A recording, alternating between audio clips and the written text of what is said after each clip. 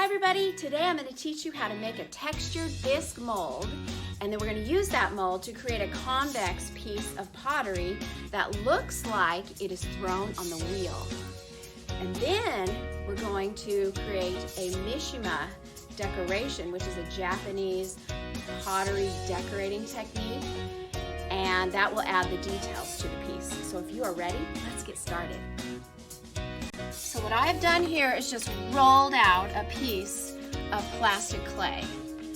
It's really wet, it's really plastic. So what I'm going to do next is just take a rib. I can either take one of these rubber ribs or I can take one of these others, and I'm just going to smooth it out and really get it prepared and ready for this mold. So what I'm going to do is take my slab and place it on this bowl that I'm going to use for my mold, and just let it start slumping over. So this would be what a slump mold looks like. It's just slumping over. And then what I can do is take a needle tool and trim the edges. Now what I need to let it do is to just dry for a little bit, because this is plastic clay and it wouldn't be a good idea to start printing and making textures and details on plastic clay. So let it dry to maybe the middle stage of leather hard. You probably don't want to get to the later stage of leather hard. Middle stage is probably perfect, and then we can add our details to it. So I had this dry overnight. I just took a plastic bag like this and just laid it over and just let a little bit of air kind of flow through. Instead of just leaving it out without anything, I figured I would let it dry slowly because I didn't want it to get too dry for today. So I'm going to show you how to add your prints to this. Okay, this might seem a little bit weird, but see this earring right here? I took this one off because look, I have this really cool decoration on the earring. So I'm actually going to use the earring to do my prints on here.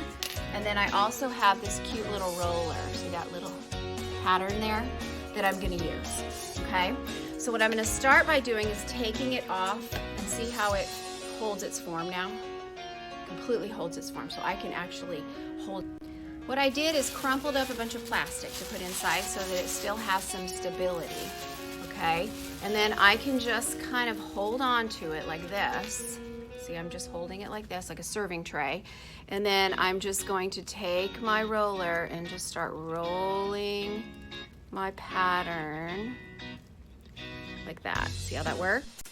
If in case you don't like what you've done and you want to erase it, because this happens a lot with my students. They don't like what they did and they're trying to figure out, how do I erase it?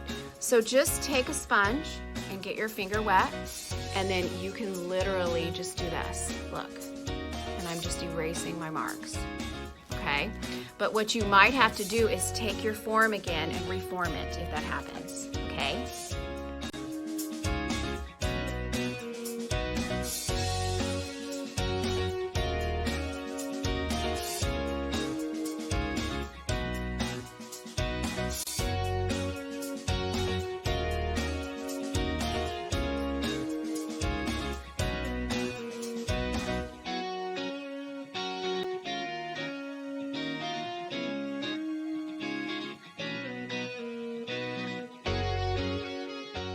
So students, I wanted to show you something. I'm almost finished doing some of this sunken relief carving here.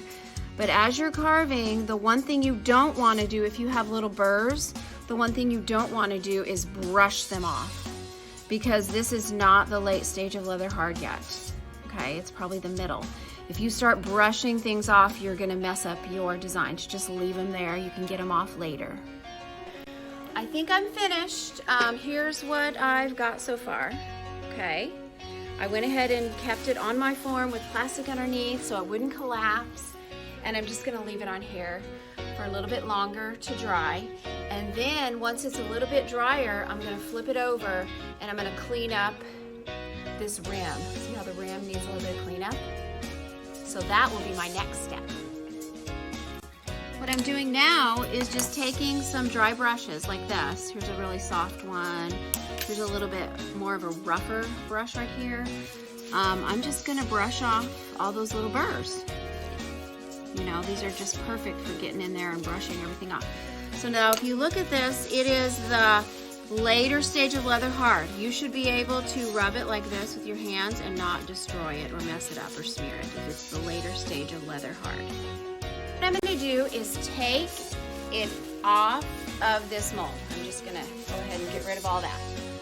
And I am going to use a sponge. This is a sponge that I dipped in water, squeeze it out really good. It's just really, really damp.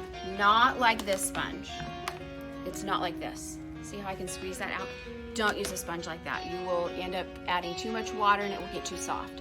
So just a little bit of water and just brush the rim.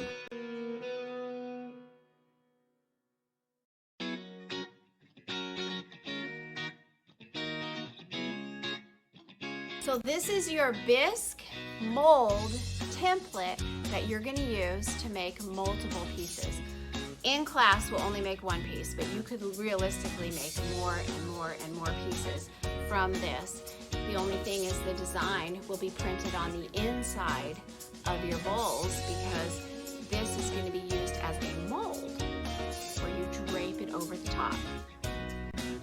Thank you for watching. I need this to dry to bone dry, and then I'll get it in the kiln, and then I'll show you what to do next.